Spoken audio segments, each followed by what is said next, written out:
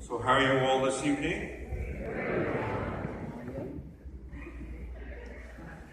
I said Mass at St. Jude's, which is the Maronite Church, one of the Eastern Rite churches who are connected with us with Rome. Had Mass Saturday night too this morning, and now this one. Different readings, different gospel, different sermon. If I could give the same sermon, you would know, but it's not based on the gospel. But anyway. This story is mentioned in all the synoptic gospels, Mark, Luke, and Matthew. Remember, Mark was the first one written in Greek, Old New Testament written in Greek. Mark was the first. When Matthew and Luke disagree with the order of events, one of them always follows Mark's events.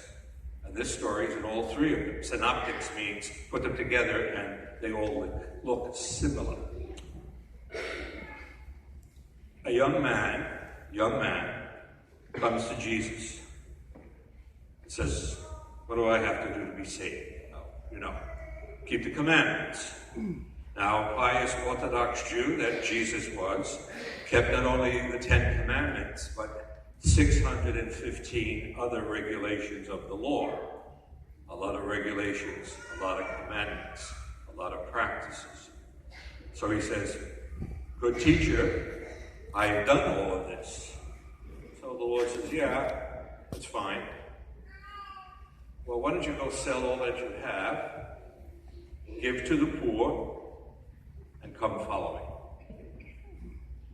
Mark says his face fell. He was sad. He probably fainted. He was shocked.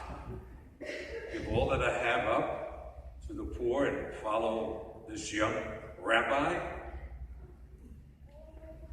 He walked away.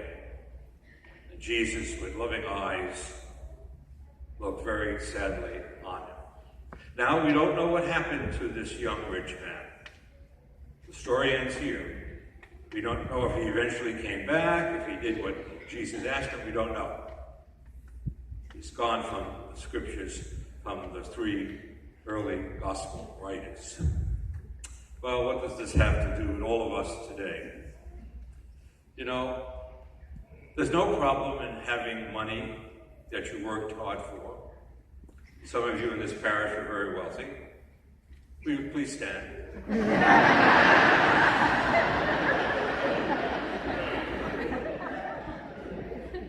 I'm tired of leaning on the pulpit. The problem is, what do you do with what you have? If you keep it all for yourselves, no good. Jesus always exaggerates to get across a point. It's easier for a camel to pass through the eye of a needle than for a rich person to enter the kingdom. Well, it's an exaggeration. So it's okay if you have money, if you're wealthy, but what do you do with that money, that wealth, your positions, your talents?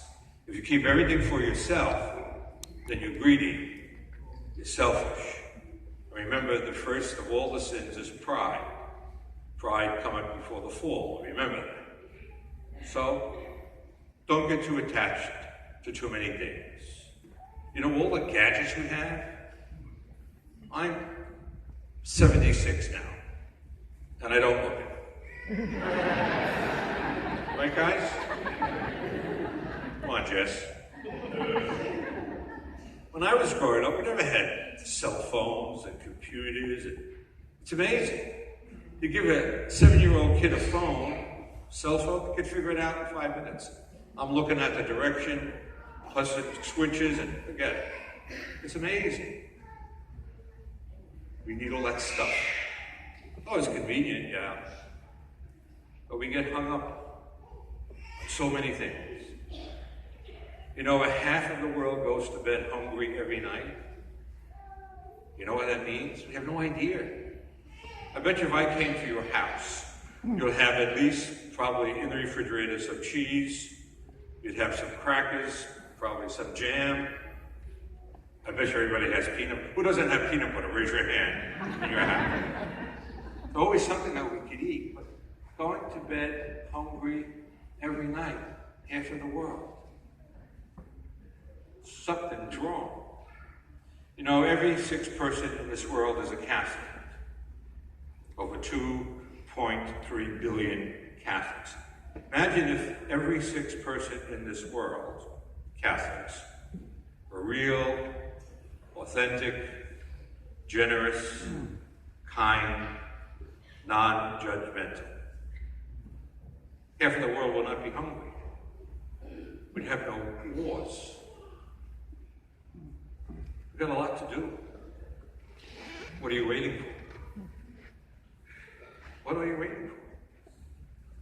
In your little circle, where you move, where you work, where you pray, whatever you do, is there someone less poor, less hungry, less afraid, less whatever, because we are there?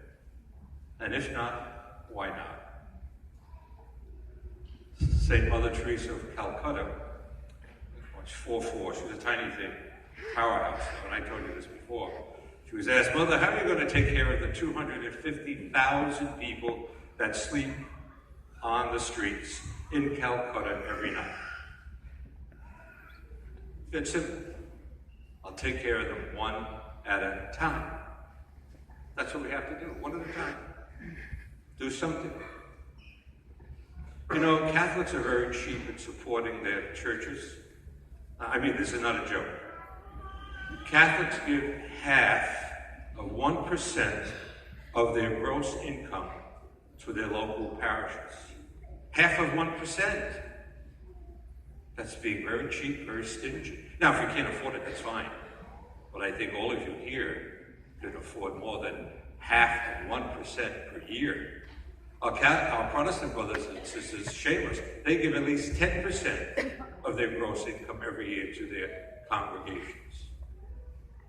What are you waiting for? I remember Monsignor Choffrey in Brooklyn. He was a character. Built Regina Pace's church, a beautiful church, Basilica. And he put his picture up in the dome. So all of us said that's the closest place that Choffrey was going to get to heaven. But anyway, he was at Sunday Mass and they made the collection and he stopped there and he said, I hear a lot of change going in the basket. He said, we can't support this big church. He said, go around again. So he had to go around a second time to make the collection. So, in any case, you got the message. Christianity is a social-minded religion.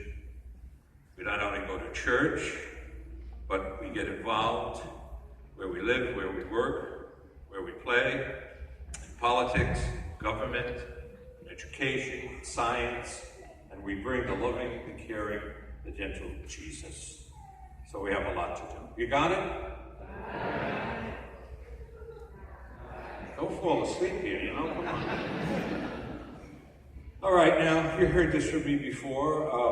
First 300 years of the church's history, a lot of confusion. What do we really believe as Catholics? What do we believe about Jesus? Did he have just an apparent body? That was an early heresy. He didn't have a real body, he just had an apparent body. How about Mary? How does she fit in the picture? Is she truly God's mother, the Theotokos, the God-giver? How about the Holy Spirit? So anyway, the Emperor Constantine, the first Christian emperor, 325 AD, said we need a general council to draw up the essence of the Catholic faith. The Pope in Rome approved. He sent 3 delegates to preside over the council, held in the city of Nicaea, 325. The emperor prayed for the transportation of the 1,600 bishops, priests, deacons, and lay people that attended, and put them up for lodging and fed all of them for 3 months. And they drew up the creed, the essence of the faith. Now, it was always sung, it was never recited. Here we sing it, which is the ancient tradition. This is the essence of the Catholic faith. Believe the creed, live the creed, and you will be a good Catholic.